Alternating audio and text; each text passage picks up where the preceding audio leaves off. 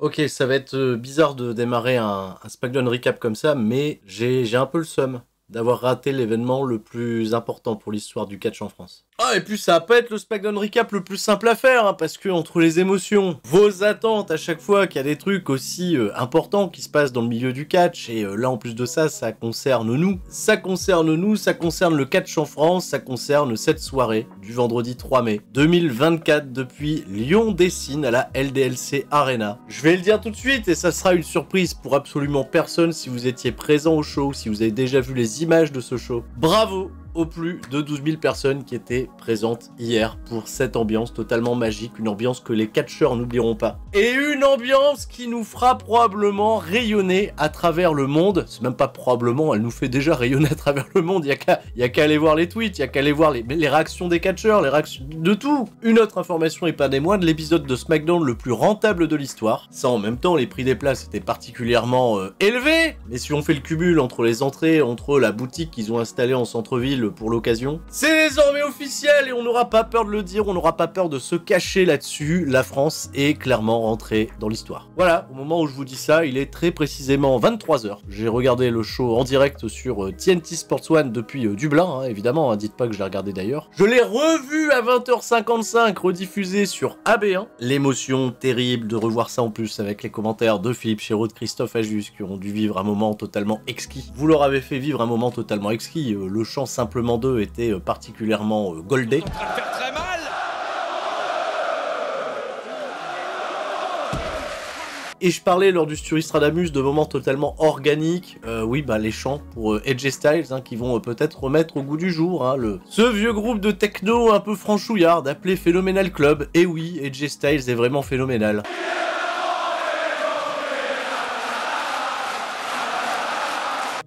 Dire de plus, à part, bah oui, si vous voulez venir voir le SmackDown Recap pour connaître les résultats du show, je pense que je vais pas être des plus précis. Parce qu'évidemment, j'aurais besoin d'un format beaucoup plus long pour faire revivre les émotions telles qu'elles ont probablement été vécues à Lyon, j'en sais rien, j'y étais pas. Mais, je regrette pas pour autant de pas y avoir été, parce qu'on a vécu un moment exceptionnel tout à l'heure en live sur Twitch. Le public de France, c'est le meilleur public de France du monde. Voilà. Et la bonne nouvelle, c'est qu'on remet ça tout à l'heure, hein, à la sortie de la vidéo, parce que moi je suis encore la veille, mais tout à l'heure, à partir de 18h30 pour le Premium Live Event Backlash. Et ouais, le monde, hein, si vous étiez pas au courant, SmackDown c'était juste à l'avant-goût, hein. Vous allez voir ce qui va se passer demain. La LDLC Arena, elle va exploser, elle va embraser le monde, le catch. Comme je l'ai dit en interview écrite à BFM, et oui, Lyon devient, le temps d'un week-end, la capitale mondiale du catch. À l'heure où je vous parle, ils ont peut-être annoncé WrestleMania 41 à Las Vegas. Je pense que c'est le moment. On peut commencer à rêver pour beaucoup plus grand. Allez, rangez les mouchoirs, fin de l'introduction, lancez le générique. Et un et deux et seulement deux, pas besoin de plus pour être heureux. On se détend, on allume l'ordi, c'est l'heure de retrouver Spirit. Ça va causer de 619, de son propre peu de pedigree. Mais si comme moi t'as rien compris, t'es quand même le bienvenu. C'est ça le catch, de la passion et du fun. On se prépare pour le corps à corps. Donc, tout le monde reste fort. Alors, c'est pas de l'acting de ma part, hein. Vraiment trouver les mots après ce qui vient de se passer, c'est vraiment pas simple. Mais bon, on va faire le taf. On va tout de suite parler de ce qui s'est passé brièvement dans le kick-off, qui là aussi a été un sacré avant-goût de l'ambiance exceptionnelle qui était capable de mettre le public français à un univers comme celui de la WWE. Un accueil de roi, de prince, d'empereur pour nul autre que Triple H. Triple H qui nous avouait qu'à chaque fois que les catcheurs revenaient d'un trip en France depuis ces 15 dernières années, ils allaient dire aux directions, à lui-même, et ce serait bien qu'on aille faire un Premium Live Event là-bas. Ça serait bien, en effet. Et ben voilà, on l'a, on y est, nous y sommes, nous y est. Et c'était certainement dans ce nouveau format adopté par WWE le press event le plus divertissant auquel j'ai assisté. Depuis mon écran, encore une fois, il y a eu des réactions pour absolument tout le monde, que ça soit Naomi, Tiffany Stratton qui a son gros fan following, Bayley qui a eu une ovation comme Jaja, Randy Orton, c'est bien normal, la génération NT1 lui rend bien, il est toujours là aujourd'hui, avec cette aura gigantesque à s'amuser avec le public français, accompagné d'un Kevin Owens qui en plus de ça peut parler français à la foule directement et ça crée une émulation totalement folle. Sans oublier peut-être ce qui deviendra le highlight du week-end, la confrontation Cody Rhodes et Jay Styles et le début des fameux chants. Il est vraiment phénoménal. Range ton influence, tu ris Noël de mes deux, c'est ce que j'appelle un moment totalement organique. Bon, AJ Styles, ils avaient pas la ref, hein. Les gens lui chantaient qu'il était vraiment phénoménal, et en fait, il a pas compris, il s'est barré, il était vexé. Et Cody Rhodes, évidemment, il était aussi en terrain conquis. J'ai l'impression que tous les catcheurs jouent à domicile. Vous avez pas eu ce sentiment-là? Tout le monde est à la maison. Bon, le press event, allez le voir si vous voulez, parce que c'est vraiment délirant, c'est gratuit, c'est disponible sur YouTube. C'est arrivé donc de se faire 2 bonnes heures avant le début des très sérieuses hostilités, à savoir l'épisode de SmackDown. Il y avait déjà apparemment beaucoup d'ambiance dans ce qui a été le pré-show, les dark matchs, avec notamment la présence de Rey Mysterio.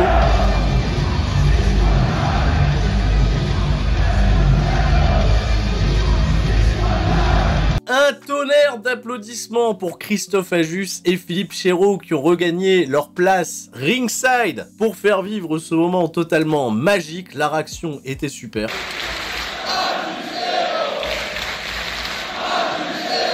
Et encore une fois totalement légitime, eh ben on va parler de ce qui s'est passé lors de SmackDown. Premier combat de la soirée, et là on a mis des entrées pour tout le monde parce que les réactions du public elles sont totalement folles. WWE, elle savoir, Bayley, entrée de reine. Naomi avec tout le public qui reprend en chœur les glo glo glo. Un peu bizarre, on dirait un dindon qui dit ça, les glo glo glo. Tiffany Stratton est arrivée ensuite, Damage Control. On a terminé par les entrées des partenaires de Bayley et de Naomi pour ce combat, Bianca Belair et Jade Cargill. À peine la cloche retentissait que les fameux chants Hey Bayley, I wanna know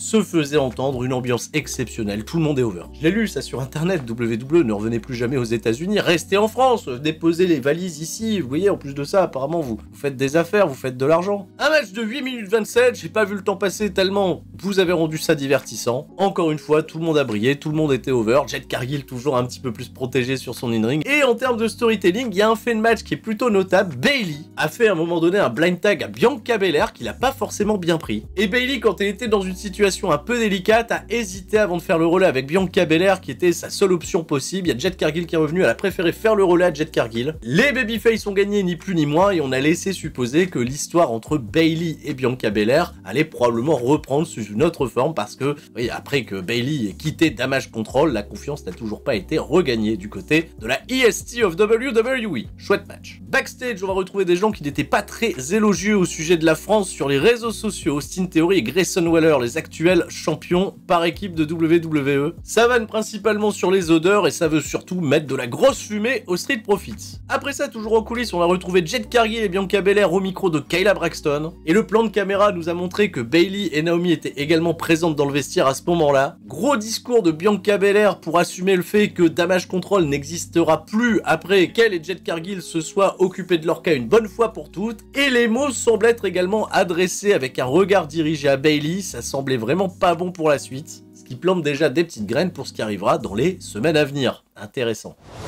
Toujours backstage, Nick Aldis, dans son bureau, reçoit la visite de Carmelo Hayes. Il le félicite pour sa performance la semaine dernière contre Cody Rhodes. Carmelo, il a bien compris qu'il voulait rester focus et continuer de faire grimper son momentum, même si c'était une défaite, il en est quand même ressorti grandi. Il s'annonce d'ailleurs comme participant dans le King of the Ring, et là arrive Bobby Lashley. Le leader de The Pride va féliciter lui aussi Carmelo Hayes pour sa belle performance la semaine dernière. Il est prêt à lui donner des conseils, à l'aider s'il le faut, et Carmelo Hayes, il lui répond: ah mais tu sais mec, j'ai pas eu besoin de conseils de qui que ce soit pour déjà m'imposer face au champion. Bobby Lashley lui dit: bah ouais mais tu l'as affronté, mais je te rappelle que t'as perdu. Ah ouais, le mec qui tire et qui rate jamais, il répond quoi? Et là Carmelo Hayes va dire à Bobby Lashley: mais toi c'est quoi la dernière fois que t'as combattu face à un champion?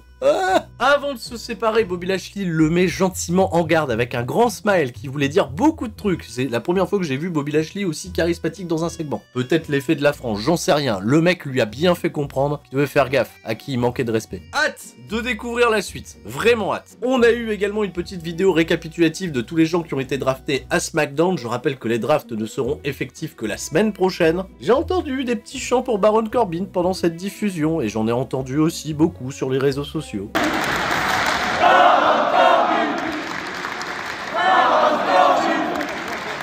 Les amis, prochain match de catch, un match qui a été annoncé, c'est New Catch Republic contre les Authors of Pain. En fait, quand New Catch Republic était dans le ring, ils sont partis à la pub, et là, vous m'avez fait part sur les réseaux sociaux que Pete Dunne, il s'est amusé un petit peu à clapper avec le public, hein, et on se rappelle évidemment du fameux Clapping Boots d'il y a 2 ans.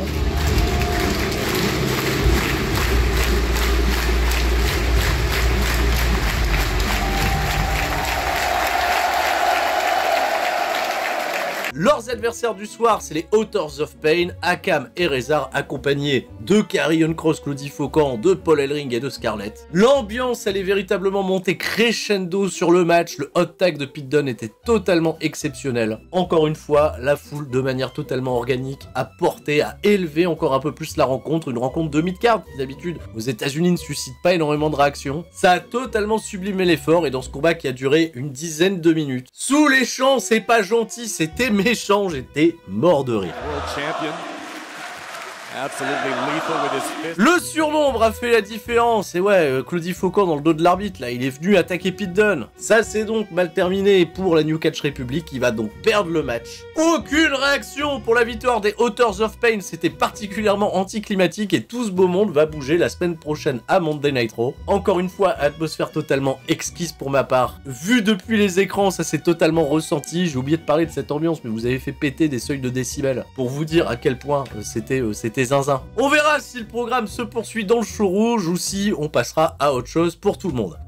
Authors of Pain, Final Testament, ce serait bien de passer à autre chose tout court.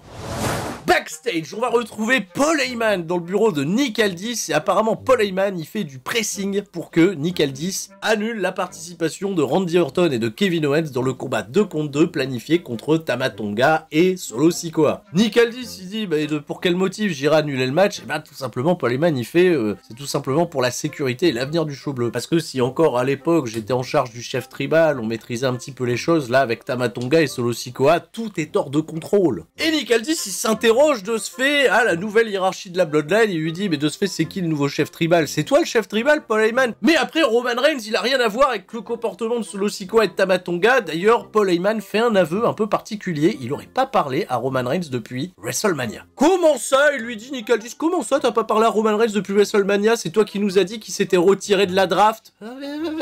Paul Heyman il se lit kiffer, il fait bah non c'est moi qui ai pris la décision de le retirer. Alors là Paul Heyman il en peut plus, ça trempe de partout, il est en train de se vider. Nick Aldis il rajoute quoi? Il nous dit bah si tu veux annuler le match de demain, va poser la question à Kevin Owens et Randy Orton. En plus de ça, t'es apparemment le premier invité du RKO Show. Alors on va au ring. Randy Orton fait son entrée. Le public qui chante le thème de Randy Orton. C'est peut-être lui en réalité le vrai boss final des Français. Kevin Owens arrive derrière. Évidemment, accueil de roi pour la superstar francophone. Il nous souhaite en français la bienvenue au tout premier RKO Show de l'histoire. Orton il s'arrête un moment pour dire à quel point la foule est totalement géniale. Bah on le comprend. On va botter des culs du côté de Backlash, mais avant ça Kevin Owens il nous dit ouais au sujet de notre invité là, Paul Heyman là, je recevais des appels d'un numéro que je connaissais pas et je me suis rappelé que ce numéro c'était celui de Paul Heyman là mercredi. J'ai fini par décrocher et le mec il a commencé à nous faire du forcing. Ouais s'il te plaît, il a dit Paul Heyman, faut que je sois votre invité, j'ai un truc à vous demander, ça va être important. Alors Kevin Owens il a été curieux, c'est pour ça il propose à Randy Orton d'introduire Paul Heyman de manière voilà de l'introduire au public. Sauf que Paul Heyman en réalité il s'est introduit tout seul, le public a repris mot pour mot toutes ces catchphrases légendaires qu'il fait à sa présentation. Même Paul Heyman lui-même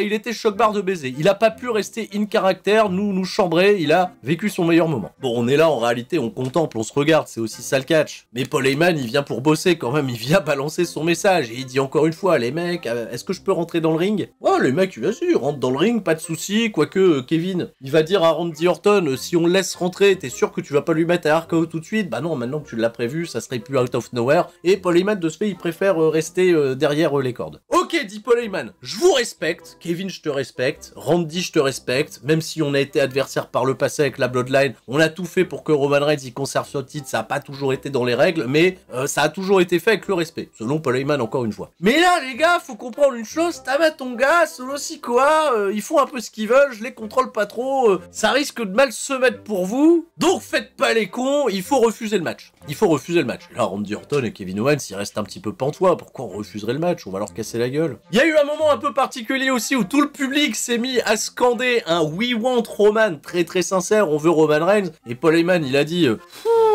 Bah moi aussi j'aimerais bien que Roman Reigns y soit là. Owens il a fini par dire à Paul Heyman que son rôle de conseiller va pas être très utile, il va pas réussir à les faire se retirer du match. Tout ce qui t'entoure mon Polo c'est un échec, et là le public chante, il a raison, en français bien sûr. Et Orton qui s'interroge, pose une question à Paul Heyman, mais de ce fait c'est qui Eric Rowan, non il a pas dit ça. C'est qui le vrai chef de la tribu? Paul Heyman répond que tout le monde sait qu'il n'y a qu'un seul chef de la tribu. Et à ce moment précis, il y a Solo Sikoa qui attaque Randy Orton. Tamatonga qui suit, ça part en bagarre, on est obligé d'envoyer l'APC pour séparer les gens. Oui, l'APC. Pour l'APC, Rick se catch, BZW, HCP, vous mettez qui vous voulez, il y a des catcheurs français, c'était un caméo totalement chouette. Qui sont venus tenter de remettre un petit peu dans l'ordre dans la situation. Kuro, Heybuck, Alex Schneider, il paraît qu'il y avait même l'aigle blanc. Je sais pas, je l'ai jamais vu démasqué, je sais pas si c'est lui, je pourrais pas vous confirmer. Et peut-être d'autres que j'ai oubliés volontairement ou pas, mais il n'y avait pas Tristan Archer, et ça m'attriste un petit peu. Ils ont pas véritablement réussi à contenir la bagarre, c'est retourné au vestiaire. Et on est retourné en coulisses, on a retrouvé une belle promo des Street Profits pour hyper leur combat de championnat tout à l'heure, on se remet de nos émotions et on est reparti pour de l'action.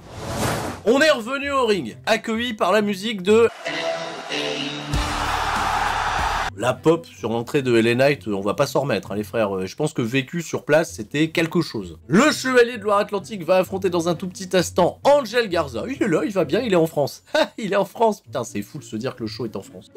D'ailleurs, même au retour de pub, pendant l'entrée de Legado del Fantasma, j'entendais même le public chanter Legado. C'est incroyable. Bon, il est accompagné par toute sa tribu, dont Santos Escobar, très bien vêtu, qui parle apparemment très bien français, mais il a pas parlé en français ce soir. Il a juste regardé Angel Garza se faire casser la gueule. Pendant très exactement 6 minutes 18, victoire évidemment de LA Knight. Yeah! Et en plus d'avoir gagné confrontation au micro avec Santos Escobar, avec un LA Knight qui veut encore plus faire de son ring sa propriété. Et c'est pour ça qu'il nous a annoncé sa participation au King of the Ring. Lui aussi, je sais pas si Santos Escobar s'est annoncé ou va s'annoncer, peu importe, mais avoir un petit clash comme ça au milieu de la carte entre LA Knight et Santos Escobar, je trouve pas ça si mal. Et je le disais encore, si vous pensez qu'il n'y a pas eu beaucoup de mouvements importants dans les rosters, bah là, LA Knight contre Santos Escobar, ils étaient déjà à SmackDown avant, ils seront toujours à SmackDown après, et pourtant c'est une affiche qui est fraîche sur le papier, donc régalez-nous. On a parlé de Legado del Fantasma, on va parler un petit peu de la LWO, puisque le traître, celui qui fait des self-reports à Among Us et qui fait après des kills désespérés pour sauver sa mise, j'ai pas peur d'utiliser les mots, l'imposteur Carlito nous fait état au micro de Byron Saxton de sa frustration de ne pas avoir été l'élu selon Rey Mysterio. Et il a préféré prendre Dragon Lee avec lui, donc il a cassé la gueule à Dragon Lee. Et Dragon Lee, il a entendu son nom, il est venu attaquer Carlito. Dragon Lee est en France, c'est le numéro 2 de Dragon Lee d'ailleurs. Je vous rassure, ce match-là n'a pas été rajouté à Backlash. Hein. Ils continueront de s'affronter du côté de Monday Night Raw. Parce que ça aussi, ça part à Raw. Match pour les championnats par équipe. Les Street Profits qui ont, en tout cas, mis une sacrée ambiance dans le public. Là encore, des images que j'en ai vues sur internet pendant la coupure publicitaire vont affronter Grayson Waller et Austin Theory qui, eux, ont une hit colossale. Sur les rapports, ça a duré moins de 10 minutes et ça a été une immense domination de la part des Street Profits. Même quand ils sont partis à la pub en plein match, c'était toujours les Street Profits qui dominaient. Il y a eu des moves un petit peu zinzin. Angelo Dawkins qui a pris des libertés, qui a fait une Swanton Bomb de la 3e corde à sa manière. Un Montez Ford de chaud patate galvanisé par encore une fois une ambiance totalement électrique. Je suis juste déçu que les Street Profits vont perdre le match. Alors pas qu'ils perdent le match, c'est pas forcément grave, je suis content que Grayson Waller et Austin Theory poursuivent leur règne, c'est plus la manière dont ça s'est fait. Ah, ça paraissait un peu cheapos, Austin Theory s'est dégagé du finish en équipe des Street Profits, et c'est juste une petite gruche finale qui va entraîner la victoire de Austin Theory sur son adversaire après que Grayson Waller lui ait porté son finish. Si on prend les rapports du match, un 90-10 en termes de domination, et on se fait coiffer sur le poteau, c'est ça aussi le catch, mais j'ai trouvé là aussi ce finish un peu anticlimatique, hein, un peu la ressucée de ce qui s'est passé avec les Authors of Pain. Après nous avoir remonté toute la carte de Backlash pour demain, qui ne va pas changer, toujours 5 matchs au programme, en revanche on peut s'attendre à ce qu'il y ait des dingueries. Hein. On peut s'attendre à ce qu'il y ait de l'espace pour vivre des moments totalement fous. Déjà, oui, il y a eu le QR code de Bray Wyatt, le fameux, hein, le QR code qui est renvoyé vers une vidéo. On va plus se cacher, là il y a carrément un teaser pour Backlash qui a été montré derrière des scènes cryptiques avec une certaine silhouette nous rappelant des Sister Abigail, des Boliv de Bo Dallas qu'on a pu scruter au milieu d'1 milliard de I Believed. Bon là, évidemment, j'ai l'impression que ça va popé lors de Backlash, eh ben, faites-nous popper à Backlash, ça mérite. Enfin, le dernier segment pour nous mettre la hype, c'est l'arrivée d'abord de AJ Styles, grosse ovation parce qu'il est vraiment phénoménal, ainsi que celle de Cody Rhodes. Christophe Ajus et Philippe Chero qui check Cody Rhodes, et Christophe Ajus qui dit à Philippe Chero, mec, enlève ton casque, parce qu'ils sont très insonorisants, les casques de la WWE, mais profite un petit peu du moment, profite de l'ambiance, parce que là, les gens crient très fort. Là, il se passe quelque chose de particulier avec l'entrée de Cody Rhodes, parce que c'est Cody Rhodes. C'est le héros américain, mais t'inquiète, frère, t'es en seul conquis ici. La confrontation entre les deux, elle était phénoménale, oui, ça c'est sûr. Déjà, ils ont pas pu en placer une dès le départ, hein. Vous voulez parler de quoi? Personne n'a répondu fort, mais vous voulez parler de quoi, la France? AJ Styles, il y en a que faire. Hein. Non, t'es dans le ring avec AJ Styles, tu vas pas parler au public, c'est à moi que tu vas parler. C'était marrant parce que les gens ovationnaient AJ Styles avec le chant, il est vraiment phénoménal, mais AJ Styles, il le prenait mal. À un moment, dans son argumentation pour présenter les faits, il était interrompu par des chants Watt, il le prenait mal. Je pense que c'était galère, mais il a tout fait pour essayer de remettre de la hit sur lui, et il va, je pense, espérer avoir de la hit demain. Il pouvait pas s'attendre à un tel accueil et une réaction aussi organique de la part du public, c'était déstabilisant, même pour les catcheurs, d'ailleurs ils l'ont dit sur internet. Ceci dit, il y a eu des échanges très intéressants. Cody Rhodes, il a montré tout son respect à AJ Styles, il a dit qu'il a grandi en le voyant évoluer dans le ring, et là, AJ Styles, il a fait, bah vas-y, dis tout de suite que je suis vieux, quoi. Puis là, j'ai l'impression que j'appartiens au passé alors que je suis au prime. Bah t'as vu ma shape, t'as vu les guns. Cody Rhodes qui essayait de trouver des similarités entre lui et AJ Styles, c'est vrai qu'ils viennent tous les deux de Géorgie, ils ont des succès à travers le monde. AJ Styles, il dit non, on n'est pas pareil, toi t'as été accueilli avec le tapis rouge à la WWE, et quand ça allait pas pour toi, t'as pris tes clics et tes claques, t'es parti faire tes trucs dans l'indie. Là-bas, t'as eu plein de potes, t'as eu plein de soutien, plein de support, et quand l'occasion elle s'est présentée, t'es revenu à la WWE, t'as fini ta petite histoire avec l'aide de combien 1, 2, 3, 4, il y a combien de Hall of Famers qui sont venus t'aider? AJ Styles y conclut donc, moi mec, personne m'a aidé. Et il a raison en réalité, AJ Styles, parce que lui en 2000, il quitte WCW, il a une chance pour rejoindre WWE, WWE n'est pas intéressé, il fait des dark matchs, mais bref. Et il va se faire un nom de se fait dans la compagnie concurrente à l'époque, NWA TNA, qui deviendra TNA puis Impact. Il fait 2-3 petits trucs à côté, circuit indépendant, mais surtout il prend ses clics et ses claques en 2014 pour aller vivre une aventure totalement folle du côté de New Japan, participer à plein d'événements indépendants. Il a fait grimper sa cote, et en 2016, oui, WWE s'est dit, c'est indéniable, le mec est phénoménal. Et AJ Styles le dit lui-même, je suis phénoménal. Le moment où il a prononcé phénoménal, la réaction organique du public qui est parti avec le chant le plus incroyable de l'univers, ça y est, on peut le dire. Et bah allez, ça me régale. Hein, ils se sont arrêtés là, ils se sont posés, ils ont regardé les gens, ils ont dit putain mais qu'est-ce qui se passe? Le temps s'est arrêté, il s'est suspendu. Cody Rhodes, une fois qu'il peut en caser une, il va dire oui, ça je sais bien que t'es un pro et que t'es phénoménal. Et là, le public repart, et Cody Rhodes, il fait, bah ouais, mais là, on a plus le temps, là, je dois finir ma promo. Donc, il a essayé de finir sa promo dans le bruit, et il a dit, AJ Styles, surtout, ne minimise pas tout ce que j'ai accompli par le passé. Il a quand même battu Roman Reigns. Il voit AJ Styles comme ce premier palier, cette première étape à franchir dans ses défenses de titre, et Dieu sait qu'on l'espère, il en aura beaucoup. Et pour lui, ça, c'est too sweet. Et AJ Styles, il a l'air content, il fait ouais vas-y viens on fait un tout sweet. Paf, il lui décoche une grosse claque dans la gueule. Alors les leaders du Bullet Club là, qu'est-ce qu'on dit? C'est vrai qu'ils se sont pas croisés à l'époque, oh là là. Et ça s'arrête là. Cody Rhodes qui reste dans le ring un peu pantois, AJ Styles qui quitte le ring avec son statement qui a été fait. Et on a juste eu le temps de revenir backstage pour voir que la situation Tabatonga, Solo Sikoa, Kevin Owens, Randy Orton, elle était loin d'être réglée. On a encore tout l'APC pour essayer de séparer tout le monde, mais ça ne suffit pas. Peut-être en effet que demain, Nick Aldis il va prendre une décision, il va faire un Falcon Anywhere, parce que là, garder les deux mecs dans des coins pour faire des relais, et puis quoi encore? Ou peut-être que ça a été annoncé au moment où je tourne cette vidéo, j'en sais rien, peut-être que c'est pas annoncé, ce serait quand même bien con. Mais voilà comment s'achève cet épisode de SmackDown, encore une fois, le public, incroyable, la plus grosse ambiance qu'on a jamais vue à un SmackDown, vraiment. Et pourtant, il y a eu plein d'expériences, et pourtant, oui, je suis peut-être un petit peu chauvin. Est-ce que je suis objectif? Pas du tout, il n'y a aucune objectivité dans le catch, en tout cas me concernant. Bravo, encore une fois, bravo, et... à tout à l'heure, à tout à l'heure. D'ailleurs, en parlant de tout à l'heure, j'ai cru comprendre qu'il s'était passé aussi des choses pas banales pendant le Dark Match.